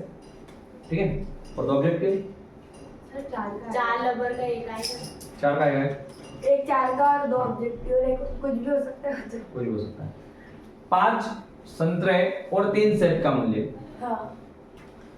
संतरे को x मान लेंगे और सेब को मान लेंगे Y। y। आया समझ में? 35 है तो 5x और की जगह प्लस 3y बराबर 35। पहली इक्वेशन बन गई ये। दूसरी, तथा एंड 2 संतरे यानी कि 2x plus 4y, 2x plus 4y बराबर कितना? 28। ये दूसरे समीकरण बन गए। बस इन दोनों को आप हल करना है, प्रतिस्थापन विलोपन जो आपको अच्छे लगे उस सूत्र विधि, जो आपको अच्छे लगे उस विधि से आप इसको हल कर लें और आंसर आ जाएंगे आपके 4। और 2 आंसर आएंगे इसमें, हाँ, एक तो 4 है और एक 5 है। नेक्स्ट है चैप्टर 4 बहुविकल्पी प्रश्न। बहुविकल्पी मतलब इसमें आपके ऑप्शन देंगे, है ना, चूज द करेक्ट ऑप्शन। द्विघात समीकरण का मानक रूप है। मानक मतलब standard form of quadratic equation. Standard form of quadratic equation. द्विघात समीकरण का मानक रूप कौन सा है? तो मानक रूप है आपका x² + bx + c, यानी कि c वाला ऑप्शन आपका बिल्कुल सही है। ठीक है, भावुकता में ऐसा टिक नहीं लग जाए, कोई ऐसा टिक नहीं लग जाए भावुकता में, पूरा अच्छे से ऑप्शन पढ़ना। गलती करे तो ऊपर वाले में करे क्योंकि उसमें एक और स्क्वायर है तो समझे कि बस यही से व्यक्ति भावुक हो जाता है, या फिर यहाँ देख लेता है यार ये।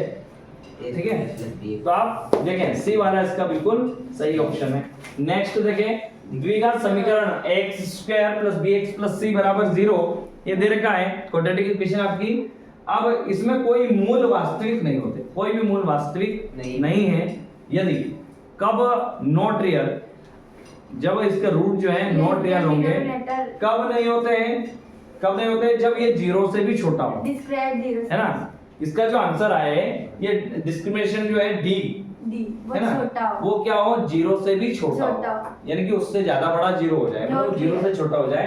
तो ये यहाँ पर ये 0 से छोटा है। ये b² - 4ac जो है छोटा है 0 से, यानी कि 0 बड़ा है। लेस देन ग्रेटर देन का साइन आप अच्छे से ध्यान रखना। यदि आपको ऐसा याद नहीं रहे तो ये देख लेना कि हमेशा बड़ा व्यक्ति छोटे व्यक्ति को तीर मारता है, यानी कि जो छोटा है वो उधर आपको छोटे का चिन्ह लगाना है, जो बड़ा है उधर मुंह खुला रखना है। ठीक है, तो ये छोटा होना चाहिए 0 से। तो इसके जो रूट है वो नॉट रियल होंगे। किस होंगे? नॉट रियल, यानी कि वास्तविक नहीं होंगे। ठीक है, इसी कंडीशन से 3 सवाल पूछ सकते हैं, 3 ऑब्जेक्टिव आ सकते हैं कि मूल वास्तविक हो और बराबर नहीं हो। तो वास्तविक है और रियल नहीं और इक्वल नहीं है, तो किस कंडीशन में होंगे? इस कंडीशन में। और बराबर भी हो और वास्तविक भी हो, रियल भी हो और इक्वल भी हो, तो किस में होंगे? इस वाली कंडीशन में होंगे। हाँ, वो पर आया समझ? इसमें दोनों कंडीशन बराबर है तो रियल भी है और इक्वल भी है। आया समझ में? 3 कंडीशन यहाँ से आप अच्छे से याद कर लेना। तीनों कंडीशन से ऑब्जेक्टिव बनते हैं, किसी भी कंडीशन पे आ सकता है। ठीक है, नेक्स्ट द्विघात समीकरण x² + bx + c = 0 वास्तविक और बराबर होंगे। देखो आ गया अगला ऑब्जेक्टिव, वास्तविक और बराबर, यानी कि रियल और इक्वल। तो वास्तविक और बराबर की बात आ जाए तो बराबर 0। आया समझ में? बराबर 0, मूल बराबर, बस बराबर की जगह होंगे। जैसे इक्वल की बात आ जाए तो इक्वल वाले साइन में ही इक्वल होंगे। आया? जीरो के बराबर है, डी बराबर 0। ये फिल इन द ब्लैंक्स में भी आ सकता है, तो आपको ये कंडीशन आपको लिखनी है, यानी कि आपको हाउ एनी कंडीशन में तीनों कंडीशन लिख कर सारे शब्द आपको याद होने चाहिए। नेक्स्ट देखें, यदि द्विघात समीकरण, ये क्या, ये पूछ लिया, इसके दो शून्य अल्फा इंटू बीटा है, तो अल्फा प्लस बीटा का मान होगा, वो आगे क्या डी है सर, वो चैप्टर में उसी से है, तो माइनस बी अपॉन ए, माइनस बी अपॉन ए। द्विघात समीकरण वही है यार, हाँ सर वही। नहीं अलग। द्विघात तो समीकरण सेम से x मैंने square minus 4x plus 4 equal 0, इसमें विविध कर यानी कि d की वैल्यू है ना का मान होगा, क्या होगा, 4 2 0 है, निकाल इसका मान निकाल लेंगे solve है ना, होगा। b स्क्वायर माइनस 4 ऐसे b स्क्वायर यानी कि 4 का स्क्वायर 16 माइनस 4 4 ऐसी 4 चौक 16, 16 माइनस 16 यानी कि 0 है ना, 0 आंसर आ जाएगा इसका। रिक्त स्थान की पूर्ति कीजिए। एक द्विघात समीकरण दे दी आपको और कोई मूल वास्तविक नहीं है, क्या बोला, कोई मूल वास्तविक नहीं है, तो इसके लिए आपका आंसर आएगा b स्क्वायर माइनस 4 ऐसी छोटा होना चाहिए 0 से, है ना, इसका रूट रियल नहीं होगा, किसका रूट रियल नहीं होता, जो 0 से छोटा होता है। हाँ। मेरे पास 0 रुपए हैं, तो हाँ भाई मैं बराबर हूँ, ये बराबर हूँ कि ना तो किसी के देने ना किसी के लेने। आया समझ में? यदि मैं किसी से का कर्जा करके बैठा हूँ, किसी के देने बार-बार को मुझसे पैसा उधार मांग रहा है 100 रुपए, तो यानी कि मेरा वैल्यू क्या है, 0 से भी 100 कम है, कितनी है, 0 से भी 100 कम, यानी कि मैं रियल हूँ क्या, मैं रियल भी नहीं हूँ, इक्वल भी नहीं, बराबर भी नहीं हूँ, हाँ। किसी के देने हैं भाई, और रियल क्यों नहीं हूँ, क्योंकि कर्जदार हूँ मैं, हाँ। क्या हूँ, कर्जदार नहीं हूँ किसी का, तो नेगेटिव में हूँ, यानी कि d की वैल्यू यदि 0 से छोटी होती है तो वो रियल भी नहीं होता और इक्वल भी नहीं होता। नेक्स्ट हम देखें, और यदि मेरी वैल्यू यदि 0 से बड़ी है, कितनी है, यदि मेरे पास जेब में 10 रुपए पड़े हैं और मेरे ही हैं वो, तो मैं क्या हूँ, मैं रियल हूँ, मैं क्या हूँ, वो रियल में मेरे ही है, वो वाली फीलिंग आएगी, हाँ ये रियल में मेरे ही है। और यदि किसी से उधार लेके 100 रुपए रख भी लिया अपने जेब में, तो आपको रियल वाली फीलिंग आएगी क्या, नहीं। आप खर्च करते टाइम सोचोगे अरे यार देने भी इसके, यार 100 रुपए देने भी है ना, आपको ये वाली फीलिंग आएगी, रियल वाली फीलिंग नहीं आएगी, ठीक है। और जैसे आप वो 100 रुपए बराबर कर देते हैं, किसी के दे देते हैं आपको, यदि आपके पास पैसा भी नहीं है और किसी के देने भी नहीं है, तो आपको रियल वाली फीलिंग आएगी और इक्वल वाली फीलिंग आएगी। तीनों कंडीशन याद रखने की बहुत अच्छी कंडीशन है, ठीक है। आपके पास यदि आपके खुद के 10 रुपए भी पड़े हैं, तो आपको क्या लगेगा, मेरे पास पैसे है, ठीक है, तो आप क्या है, रियल है, क्या है, रियल, वो रियल में अपने ही है। तो तीनों कंडीशन आप अच्छे से याद रखना है, 0 से बड़े हैं आप, 0 से छोटे हैं आप, या 0 के बराबर है। चलो तीनों कंडीशन आपको बहुत अच्छे से याद करनी है, उसी से ये ऑब्जेक्टिव बनेंगे।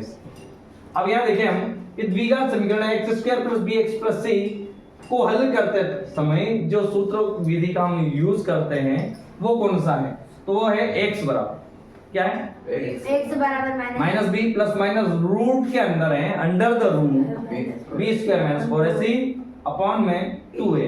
ये 2a लिखना भूल जाते हैं बच्चे कभी कभी, ठीक है। या फिर कभी कभी करते क्या है, ये जो अपॉन लगाते हैं, ये बस इतने का लगा के यहाँ 2a लिख देते हैं, ये गलती नहीं करनी है, ठीक है।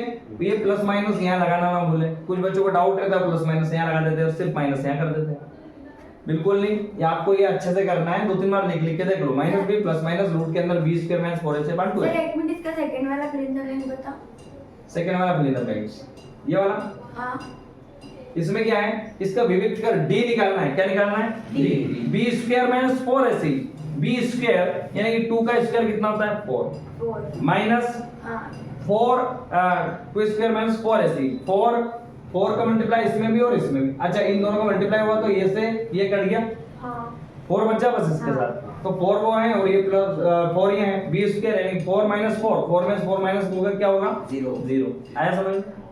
नेक्स्ट, सर वो विथ कर मतलब नहीं पता चल रहा था इसलिए क्वेश्चन, हाँ वो d निकालना था, बस d निकालना था उसका, है ना। नेक्स्ट, सत्य सत्य x और x - 1 बराबर 0 में x का मान 0 है क्या, क्या x की वैल्यू 0 है क्या, बताओ x की वैल्यू 0 हो सकती है क्या, x का मान 0 है, 0 एवं 1 है, x का मान 0 और 1 है, ऐसा बोल रहा है, x की वैल्यू 0 और 1 है, हां एक इसको है क्या, x की वैल्यू 0 और 1, देखो यहाँ यदि मैं 0 रखूं तो ये पूरे को 0 कर देगी, ये आगे 0 आंसर। यदि मैं इसकी जगह 1 रखूं तो ये तो ये भी 1 एकम 1 और 1 में से 1 गया तो 0, तो 0 और 1 दोनों इसका आंसर है। सही। तो ये बात बिल्कुल सही है। रहती है।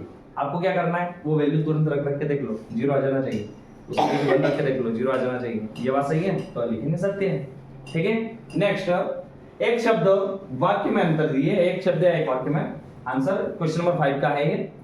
द्विघात समीकरण x² + bx का विभक्त कर ज्ञात करने का सूत्र लिखिए, या डिटरमिनेंट का फार्मूला आपसे डायरेक्ट पूछ लिया d का, तो d निकालने कैपिटल वाला d होता है, हाँ। कैपिटल d है ना। d निकालने का फार्मूला b² - 4ac। क्या पूछ लिया, d है ना, कैपिटल d। स्मॉल d किस में आता है, बता दो जल्दी से। स्मॉल d आता है चैप्टर 5 में, वो कहां आता है, डिफरेंट डिफरेंस, कॉमन डिफरेंस के लिए, है ना। हाँ। यहाँ कैपिटल डी आएगा विभक्त कर का फॉर्मूला है b² - 4ac। ये आपसे उसमें पूछ सकता है संयोजी में भी, हाँ तो थोड़ा सतर्क रहें। क्या x + 1 का होल स्क्वायर बराबर x और x - 3 द्विघात समीकरण है क्या? तो इसके लिए आपको क्या करना है, इसको सॉल्व करके देखना पड़ेगा, है ना। और सॉल्व कहाँ करेंगे, आपकी जो कॉपी रहेगी एग्जाम की आंसर शीट, उसके पीछे के पेज में रफ कार्य डालकर वहां आप सोल्व करके देख सकते हैं। ठीक है, ज्यादा टाइम नहीं लगाना है इन चीजों में, ये बात का ध्यान रखें। नहीं तो आप इसको ऐसा सोल्व करें कि 5 नंबर इतना बड़ा सोल्व करके देख लिया सवाल को, और आना 1 नंबर ही उसमें से, और इतना टाइम वहां वेस्ट कर दिया। टाइम वेस्ट नहीं करना है, आगे बढ़ो। यदि ए बी और सी वास्तविक संख्या है, रियल नंबर है, और a0 = 0, तब द्विघात समीकरण किस रूप में होगी? स्टैंडर्ड। तो ये इसका स्टैंडर्ड फॉर्म पूछा आपसे, क्या पूछा? Standard form. यहाँ पूछा कि द्विघात समीकरण किस रूप में होगी, किस फॉर्म में होगी, कौन सी क्वाड्रेटिक इक्वेशन किस फॉर्म में होगी, तो आपको ये लिखना है x² + bx+। ठीक है, द्विघात समीकरण का मानक रूप वो हाँ, कभी पूछ सब लिया, तो वो ऊपर से स्टैंडर्ड घुमा के फॉर्म पूछ लिया, और यहाँ सिंपल से पूछ लिया। ठीक है, इतने छोटे शॉर्ट आंसर। x² - 2x वो कभी पूछ लिया, क्या है द्विघात समीकरण है क्या, तो इसको सॉल्व किया हमने। ये सॉल्व करके यहाँ ये द्विघात समीकरण ये देखो, लास्ट में इसका आंसर है x² - 4x + 6 = 0। तो ये बताना था कि हाँ ये। नेक्स्ट है, दी गई समीकरण में k का मान ज्ञात करना है। हाँ। वैल्यू ऑफ k का वह मान ज्ञात कीजिए यदि उसके मूल बराबर हो। मूल बराबर हो तो मूल बराबर की कंडीशन भी आपको याद होनी चाहिए। मूल बराबर की कंडीशन क्या होती है? मूल बराबर की कंडीशन है b² - 4ac = 0, हाँ। यानी कि d जो है तो होता है इसका विविध कर जो है वो 0 के बराबर है। तो पहले तो हम इसकी क्वाड्रेटिक इक्वेशन की स्टैंडर्ड फॉर्म से तुलना करेंगे वास्तविक इस समीकरण की। एक जो द्विघात समीकरण होती है ना, उससे हम तुलना करेंगे। तुलना करके ये बताएंगे कि इसमें a क्या है, b क्या है और c क्या है। वो लिखने के पश्चात, वो लिखने के बाद हम क्या करेंगे, इसका d का फॉर्मूला लगाएंगे b² - 4ac, और कंडीशन उसने दी है, कंडीशन उसने ये दी है कि इसके मूल बराबर है। क्या है? मूल बराबर है, इसके जो रूट है वो इक्वल है और रियल है। तो इक्वल और रियल की कंडीशन क्या होती है? b² - 4ac = 0। जैसे बराबर की बात आ जाए तो बराबर वाला कंडीशन लगा देना है। एक ही बात है बराबर की बात, है ना, बराबर 0 में, = 0 में। तो जैसे हम उसकी वैल्यू रखेंगे और k का मान निकल के आ जाएगा k² = 24, और इसको हम सॉल्व कर लेंगे तो आंसर आएगा ±2√6। ठीक है, द्विघात समीकरण दे दी और इसका d निकाल के बताना है, तो इसका d हम निकाल लेंगे। ये सवाल आया है तुम्हारा उसमें, 2x² - 4x + 3। ये सारे सवाल आपको सॉल्व करके देखने हैं, एक बार रिवीजन जरूर करें। द्विघात समीकरण दे दी आपको, और इसका भी वही वो आपको आपसे ये पूछ लिया कि इसका फॉर्म बताना है, इसकी प्रकृति बताना है, इसका नेचर बताना है। हाँ। ये जो इक्वेशन है इसका नेचर कैसा है, मूलों का, इसके रूट का नेचर कैसा है। तो इसका मूल निकालना, d निकालना है, उसका आंसर पता चलेगा। जैसे d निकाला उसका आंसर पता चला कि -31 आया, नेगेटिव माइनस में आया, यानी कि 0 से छोटा। हाँ। और d का मान यदि 0 से छोटा है तो नॉट रियल है। रियल है क्या? Not real. कैसा? Not real. मूल वास्तविक नहीं होंगे, रूट आर नॉट रियल, मूल वास्तविक नहीं होंगे। ऋणात्मक इसलिए नहीं होंगे। यदि प्लस में आता तो रियल होते, तो यदि 0 आता तो रियल भी होता और इक्वल भी होता। आया समझ में? नेक्स्ट, गुणनखंड विधि से द्विघात समीकरण के मूल ज्ञात कीजिए। अब यहाँ रूट फाइंड करने की मेथड आएगी। क्या फाइंड करना है? रूट फाइंड करना है। तो रूट कैसे फाइंड करते हैं? हमने वही डिवीजन मेथड से हम कर सकते हैं, है ना, फैक्टराइजेशन मेथड उससे हम कर सकते हैं। दोनों के वो शून्य जैसे निकालते हैं ना, जीरोस निकालते हैं, 20 उस प्रकार से हम इसको कर सकते हैं, उस टाइप से कर सकते हैं। या फिर हमने अभी एक फॉर्मूला देखा है x बराबर -b plus minus root b square minus 4ac, वो रख के भी आप इसको सॉल्व कर सकते हैं। ठीक है, नेक्स्ट है गुणनखंड विधि से हल कीजिए। यहाँ दे दिया गुणनखंड विधि से हल कीजिए। एक समीकरण फैक्टराइजेशन मेथड से इसको सॉल्व करना है, जैसे सेकंड चैप्टर में हमने किया था उस टाइप से। नेक्स्ट है दो क्रमागत धनात्मक पूर्णांक। ये क्वेश्चन देखें आप अच्छे से। दो क्रमागत धनात्मक पूर्णांक ज्ञात कीजिए जिनके वर्गों का योग दे दिया, जिनके वर्गों का योग दिया 365। वर्ग मतलब स्क्वायर, ऐसे नंबर जिनका स्क्वायर यदि करें और उनको सम करें प्लस करें तो 365 आए, 365 आए। तो माना एक संख्या x और दूसरी क्रमागत है। कैसी है? क्रमागत। अब क्रमागत है, एक के बाद एक आने वाली। अब जैसे एक के बाद एक आई है तो एक तो x हो जाएगी और दूसरी उससे एक का ज्यादा, ठीक है, उससे एक का ज्यादा तो +1 आया समझ में। 5 के बाद क्या आएगा? तो रिस्पेक्टिवली जो संख्या आती है इसके बाद एक वो आती है +1 बढ़ता जाता है, इसके बाद एक आती जाती है। तो यहाँ पर हम देखें दोनों का वर्ग यानी कि x का वर्ग प्लस इसका वर्ग, दोनों को प्लस किया तो 365 आना चाहिए। इस x स्क्वायर इसको सॉल्व किया, a वर्ग प्लस b वर्ग प्लस 2ab, तो ये फॉर्मूला लगा इसको सॉल्व किया। अब यहाँ x स्क्वायर वाले नंबर दोनों आपस में जुड़ जाएंगे, 2x स्क्वायर हो गए। अब 2x + 1 ये 365 इक्वल के इधर लेके आएंगे तो माइनस के हो गए। अब यहाँ देखो यहाँ पर 2x वर्ग, यहाँ पर 2x और 1 में से 365 माइनस किया तो 364। जब 364 आया तो इसका x स्क्वायर प्लस x और माइनस का 182 इसका एक इक्वेशन बन जाएगी। ठीक है, 2 से कर दे डिवाइड, क्योंकि यहाँ पर दोनों में 2 कॉमन है ना, इसलिए 2 निकाल लिए और इसको इन सबको आधा कर दिया मैंने। आधा कर 2 इधर जाएगा, 0 हो जाएगा 0 में। अब इसको मैं वो फैक्टराइजेशन मेथड से तोड़ दिया। 14 और 13 182, जैसे देखो यहाँ पर 182 से आ गया और 182 से याद आया, मैंने बोला था जब भी 182 से आए 13 14 याद आ जाने चाहिए आपको, 13 है ना, 13 14। अब वो ये कंडीशन ये होती है 13 आगे आएगा पीछे आएगा तो माइनस का, इसलिए बड़ा नंबर हमेशा है ना आगे आता है। और ये बीच वाला देखना है आपको, बीच वाला देखा आपने, बीच वाला प्लस का है तो बड़ा नंबर प्लस का। ठीक, 14 आगे 13 पीछे। नेक्स्ट निकाल लेना इसका क्वेश्चन है। ऐसे दो क्रमागत विषम धनात्मक पूर्णांक, विषम ओड पॉजिटिव इंटीजर बताने हैं, ओड में पॉजिटिव इंटीजर जिनके वर्गों का योग 290 उसके जैसे ही। तो आपको ये ध्यान देना है कि वो क्रमागत है, रिस्पेक्टली हो और कैसे हो, ओड हो और पॉजिटिव इंटीजर, ओड और पॉजिटिव इंटीजर, है ना। तो ये निकाल लेना आप अच्छे से। अगला चैप्टर 5 समांतर श्रेणी। समांतर श्रेणी, समांतर श्रेणी मतलब एक एपी अर्थमेटिक प्रोग्रेशंस। अब यहाँ देखें समांतर श्रेणी जो होती है उसमें पीछे उसमें 2-3 फॉर्मूले हैं। कितने फॉर्मूले? 2 से 3 फॉर्मूले। और सारे फॉर्मूले आप अच्छे से याद कर ले, उसकी समरी मतलब चैप्टर की, ठीक है, लिखवाई भी है मैंने। वस्तुनिष्ठ प्रश्न दे दिया, केपी दे दिया का 10वां पद कौन सा है, ये बहुत बार पूछा गया है। 10वां पद, इसका 10th टर्म पूछा है, 10th 10वां यानी कि nवा, तो n वाला फॉर्मूला लगेगा कौन सा? तो 10वां मतलब n बराबर 10, n फाइंड करना है तो n फाइंड कर लेंगे हम। तो n का फॉर्मूला लगा के आंसर आया हमारे माइनस के 17, क्योंकि कम हो रहा है ना, 10 से 7 हो गए, 7 से 4 रह गए, हर बार 3 कम हो रहे हैं तो घटते जाएंगे यानी माइनस के 3 आ जाएगा आंसर। अगला क्वेश्चन है एपी दिया है और एपी का 11वां पद पूछ लिया आपसे, 35वां पद पूछ लिया, 28वां पद पूछ लिया, तो n वाला फॉर्मूला लगाना है, n बराबर आपको रखना है यहाँ 11 तो आंसर आ जाएंगे। एक एपी दिया है, इसका 10वां पद कौन सा है वो कभी क्वेश्चन, नंबर चेंज कर दिए। नेक्स्ट है रिक्त स्थान।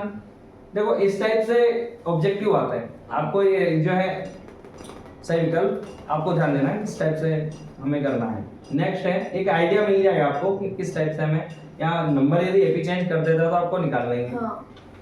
Fill in the blanks. यदि एक समांतर श्रेणी का प्रथम पद एक बात और बता देता हूँ मैं, ये बहुत इंपॉर्टेंट प्रश्न है, ठीक है, बहुत बहुत ही ज्यादा आएंगे। वो जो मैं बात कर रहा था एक बार कि क्वेश्चन आने वाले हैं पेपर, वो वाला है, ठीक है। समांतर श्रेणी है, इसमें 2/3 1/2 और ये एपी दे दिया का सार्वंतर पता करना है। सार्वंतर मतलब कॉमन डिफरेंस डी। देखो ये वाला डी स्मॉल है, हाँ आया समझ में? उस चैप्टर का डी जो निकला था वो कैपिटल डी है। ये स्मॉल डी है, सार्वंतर पूछा है, कॉमन डिफरेंस पूछा है। सार्वंतर निकालने के लिए हम क्या करते हैं, a2 - a1 हाँ क्या निकालते हैं, तो a2 - a1 इसमें से ये माइनस करके देखो तो आंसर 5 आंसर आएगा -1। 3/2 यानी कि 1.5 है ना, और ये कितना है, 1/2 यानी कि आधा, हाँ 1.5 में से आधा घटा दो, एक बचेगा। लेकिन ये क्या हो रहा है, ये कम होता जा रहा है तो माइनस का होगा। हाँ आया समझ में? यहाँ पर एक श्रेणी दे रखी है ये, और आखिरी में 205। हाँ। मैं पद की संख्या पूछी है, पद की कौन से संख्या, पद पे ये है? पद की संख्या पूछी तो लास्ट टर्म में अपने को पता है an, an याद है। ये इसी का पद है, ये an। मैं पदों की संख्या पूछी तो an पता है, n पता करना है। पद की संख्या पूछी ना, हाँ। नंबर ऑफ टर्म यानी कि n पता करना है। n पता करने के लिए वो n दिया है इसने, तो an का फॉर्मूला लगा देंगे। an का फॉर्मूला हमने लगा दिया, तो जहां भी n की जगह ये लिखा एक ही जगह पता है, d हमने निकाल लिए। तो n कौन सा पद है, कि nवां पद है, तो nवां टर्म है, तो n का मान हमें निकल के आएगा 34। नेक्स्ट ये सॉल्व करके देख लेना, आपको यदि समझ में नहीं आया तो मैं करवा दूंगा, आप स्क्रीनशॉट ले लेना इसका और ये लिख लेना कि ये वाला सवाल कौन सा कैसे होगा। नेक्स्ट समांतर श्रेणी एक दे दी यहाँ पर, इसमें समांतर श्रेणी एपी नहीं है। हाँ सत्य। ये क्या एपी है या नहीं, नहीं ये है। बताना है। 1 2 1 3 1 4 1 5 ऐसा आ गया तो क्या ये एपी है क्या, नहीं है, क्योंकि इनके बीच में तो एक का अंतर और इनके बीच में एक का अंतर, इनके बीच में 2 का अंतर हो गया। आज समझ में? यहाँ एक +1 का अंतर है, -1 का अंतर हो गया, यहाँ +2 का अंतर हो गया डिफरेंस। तो ये कॉमन डिफरेंस सेम नहीं आ रहा है, मतलब ये एपी नहीं है, ये बात गलत है। इसने भी यही बोला सत्य है। ये बात गलत यही बोला। है, ये बात गलत है। हाँ। तो ये बात हम लिखेंगे ये ट्रू है। इसने बोला कि ये नहीं है, हाँ बिल्कुल नहीं। नेक्स्ट है समांतर श्रेणी, ये है, इसका 10वां पद -17 है। हाँ, ये बात ऊपर भी निकाल के आया देख था। लेंगे, बात सत्य है। अभी आया था ऊपर, हाँ। उसमें नहीं आएगा लेकिन पेपर में। समांतर श्रेणी का व्यापक रूप लिखिए। व्यापक रूप मतलब जनरल फॉर्मूला। हाँ जनरल फॉर्मूला कौन सा होता है, a comma a plus minus a plus minus d a plus minus 2d a plus minus 3d और ये बढ़ता जाएगा। ये अच्छे से देख लेना आप, है ना, आपने पढ़ा नहीं होगा अभी तक, ये पढ़ा है, ठीक है, जिसने पढ़ा वो देख लेंगे, आ जाएगा स्क्रीनशॉट, कोई दिक्कत नहीं। मेजर कॉलम में है सारे। अच्छा रहा, मेजदा कॉलम में मतलब 2 ही दिए थे कि nth टर्म और जनरल फॉर्मूला, उससे कंफ्यूज हो जाते हैं क्या लिखे कौन सा किसका है। अब यहाँ पर दिया है किसी एपी का nवां पद ज्ञात करने का फॉर्मूला। हाँ। nवां पद ज्ञात करने का n वाला फॉर्मूला पूछा, मतलब आपसे n वाला फॉर्मूला ये होता है, किसी एपी का प्रथम n पदों का योगफल ज्ञात करने का सूत्र क्या है, फर्स्ट n योग बोला तो तो सम। n और ये वाला फॉर्मूला हो जाएगा। हाँ। वो योग पूछा ना, योग सम, सम, हाँ, सम। तो सम वाला फॉर्मूला आ जाएगा। हाँ। कोई दिक्कत, नहीं। छोटे छोटे सवाल देख लो 2 नंबर के लायक। एक एपी दिया है, प्रथम पद तथा सार्वंतर लिखिए। ये इस एपी का फर्स्ट टर्म और सार्वंतर मतलब कॉमन डिफरेंस। तो इसका a बराबर हो जाएगा -5 और कॉमन डिफरेंस क्या होगा, -5 से माइनस का 1 हो गया, यानी कि 4 बढ़ गए। हाँ, तो क्या आएगा आंसर 4 प्लस का, ये प्लस का 4 a -5 और ये आंसर आएगा d आएगा इसका प्लस का 4। आया समझ में? नेक्स्ट एपी दिया है और इस एपी में के अगले 2 पद लिखिए आपको, तो ये देखना है आपको, अगले 2 पद निकाल के नहीं देखना है आप, ठीक है। यदि रिक्त स्थान ऑब्जेक्टिव टाइप आए तो आपको निकाल के देखना है। आप ये देख लो कि 4 से 10 हो गया, 6 बढ़ गया, मतलब 6 से 16 हो गया, 6 बढ़े 10 से 16 हो गया ना, 16 से 22 हो गए, 6 बढ़ रहे हैं, तो 6 बढ़ा के लिख दो, एक और बार 6 बढ़ा के लिख दो, तो आंसर आपके आ जाएंगे, ठीक है। तो पद लिखने हैं इस टाइप का। ये वाला क्वेश्चन एक एपी दिया है, इस एपी का 10वां पद निकालिए, हाँ, निकाल सकते हैं आप लोग। माइनस। अगला क्वेश्चन है लघुत्तर प्रश्न में कि इस एपी का कौन सा पद 78 है। ये हमने बहुत अच्छे से किया, दो तीन बार करके देखा है इसको। कौन सा टर्म 78 है, कौन सा पद 78 है, तो हम निकाल के देखेंगे इसका आंसर आएगा 16। देखो इसमें a बराबर 3 है, d बराबर कितना है 8, इसमें से माइनस किया, इसमें से ये माइनस किया तो 5 बचेंगे। हाँ हाँ a2 - 7 5 बचे, 8 में से 3 गए तो 5।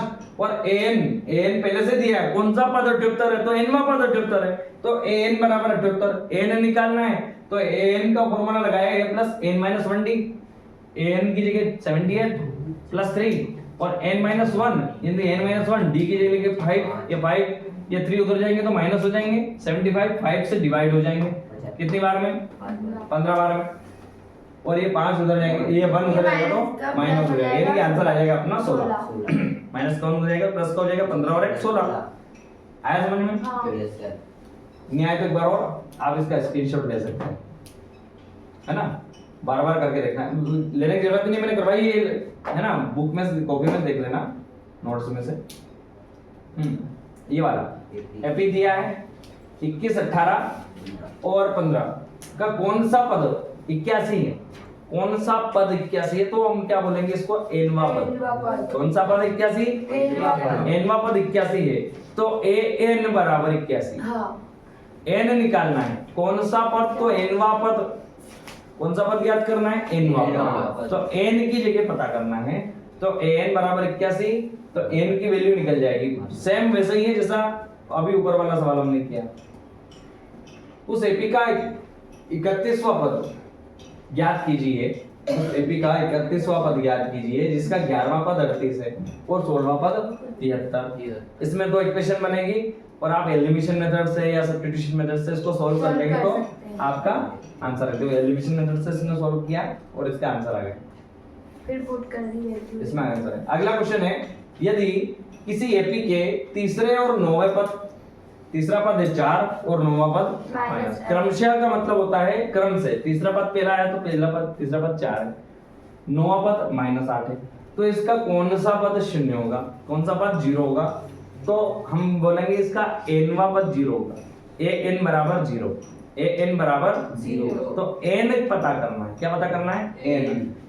पहली इक्वेशन यहाँ से बन जाएगी और दूसरी इक्वेशन यहाँ से बन जाएगी और दोनों का हम सॉल्व कर लेंगे। सॉल्व करने पर हमें पता चलेगा d, और d की वैल्यू हम क्या रखेंगे इसमें, तो आ जाएगा a, और जब a आएगा तो n बराबर 0 चाहिए अपने को, n वाला मान वैल्यू रख देंगे और n की जगह 5 आंसर हमारा आ जाएगा।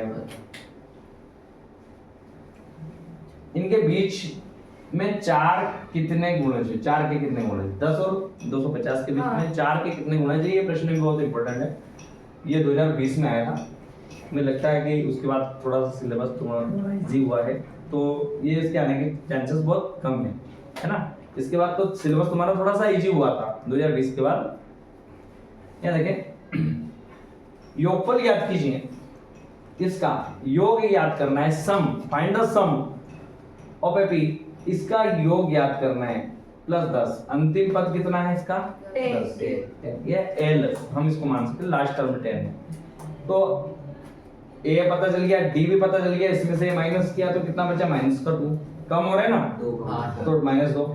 अब n ज्ञात करने के लिए n बराबर भी 10 दे रखा है, लास्ट टर्म n 10वां पद तक चाहिए, an बराबर 10। या n ज्ञात करने के लिए n का फॉर्मूला पहले लगेगा, तो हमें n पता कर चलेगा कितने पद है टोटल इसमें, तो इसका n निकला अपना 13, यानी कि 13 पद है, और यहाँ तक इसका सम फाइंड करना है तो ये वाला फॉर्मूला हम लगा सकते हैं, क्या Sn बराबर n/2 a + an, है ना, ये वाला फॉर्मूला लगाया हमने और आंसर निकल गया हमारा कितना 286।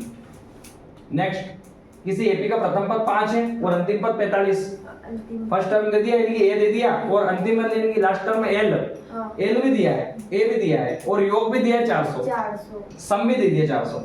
क्या करना है, पदों की संख्या और सर्वांतर पता करना है, तो आपको an का फॉर्मूला पहले लगाना है, an की जगह ये भी हो सकता है 45, है ना, तो an का फॉर्मूला n बराबर 45, पहले तो an का फॉर्मूला लगाएंगे, उसके बाद सम ऑफ एपी का फॉर्मूला लगाएंगे, सम ऑफ टर्म्स, है ना, n का फॉर्मूला, उसके बाद sn का फॉर्मूला लगा दिया हमने, ये sn का फॉर्मूला यहाँ पर, ये sn का फॉर्मूला लगा के हमने इसको सर ये तो n वाला है, ये n वाला है ना, ये ऊपर है छोटा sn वाला, ये sn वाला फॉर्मूला, ये ऐसे पहले n निकाला, ऐसे निकाल लिया इसने, एन निकला, फिर एन का फॉर्मूला लगा के इसने डी निकाल D दिया, निकाल है ना। डी विविक्त कर जो हमारा होता है, sorry Common common difference। Difference जो होता है। नेक्स्ट है किसी समांतर श्रेणी एपी के प्रथम 14 पदों का योग, फर्स्ट 14 है ना, प्रथम 14, एन बराबर 14 हो गया मतलब यहाँ पर, और एस एन बराबर कितना हो गया 1050, तथा इसका 10वां पद क्या लिखा है, प्रथम पद 10 है, तो 20वां पद ज्ञात कीजिए, है ना, 20वां पद ज्ञात कीजिए। तो 20वां पद ज्ञात करना है, 20वां 820 है ना। तो पहले तो एसएन वाला फॉर्मूला लगेगा, और एसएन वाला फॉर्मूला से हमें क्या पता चलेगा, हमें इससे पता चलेगा डी कॉमन डिफरेंस। अब हमें 20वां पद ज्ञात चाहिए, तो एन वाला फॉर्मूला लगाया और 20वां पद निकाल लिया, 820 यानी 19d आ जाएगा, a + 19d, यस सर, तो a + 19d आएगा, यानी कि 19d यानी 10 19 10 जा 190, और उसमें 10 ऐड कर देंगे तो 200। चैप्टर 6 पे आ जाओ, त्रिभुज, ट्रायंगल्स। यहाँ पर प्रसिद्ध यूनानी गणितज्ञ जो थेल्स थे, उनका समय काल है, मतलब वो जो थेल्स थे, समय काल मतलब वो कब से कब तक रहे, है ना। तो कब से कब तक रहे थे वो, तो रहे थे 640 ईसा पूर्व से 546 तक, 640 से 546 तक रहे थे, ये ध्यान रखना। बस इनके बारे में पूछा गया है इसमें, थेल्स के बारे में, क्योंकि थेल्स से आए थे, बोधायन आए थे, दो लोग आए थे, दोनों के बारे में आपको याद रख लेना है। दोनों का जो काल है, समय अंतराल है, वो कब तक टाइमिंग। रिक्तस्थान की पूर्ति कीजिए। सभी वृत्त होते हैं, कैसे होते हैं, सभी वृत्त, सभी सर्कल कैसे होते हैं, समरूप होते हैं, सिमिलर होते हैं। कोई छोटा है कोई बड़ा है, दिखेगा तो एक जैसे ही, ठीक है, तो समरूप होते हैं। कॉन्ग्रुएंट्स नहीं होते सभी, ये ध्यान रखना, सभी कॉन्ग्रुएंट्स नहीं होते हैं, सिमिलर होते हैं। कैसे होते हैं, सिमिलर, एक जैसे, है ना, सिमिलर होते हैं, समरूप होते हैं। सभी वर्ग होते हैं, ये भी सिमिलर होते हैं, कैसे होते हैं, सिमिलर होते हैं, समरूप होते हैं। ये 2020 में 22 में पूछा गया है, ये 24 में पूछा गया है। नेक्स्ट, सभी रिक्तस्थान त्रिभुज समरूप होते हैं, कैसे त्रिभुज, समबाहु, इक्विलैटरल ट्रायंगल, इक्विलैटरल ट्रायंगल कैसे होते हैं, समरूप होते हैं। ये आया था तुम्हारा ऑब्जेक्टिव में, तुमने लिखा नहीं इसको, दो एक बच्चों ने किया बस, समबाहु त्रिभुज, इक्विलैटरल ट्रायंगल है। नेक्स्ट है भुजाओं की समान संख्याओं वाले दो बहुभुज समरूप होते हैं यदि उनके संगत कोण और संगत भुजाएं इक्वल, कैसे हो, बराबर हो, इक्वल हो, हाँ। बराबर हो।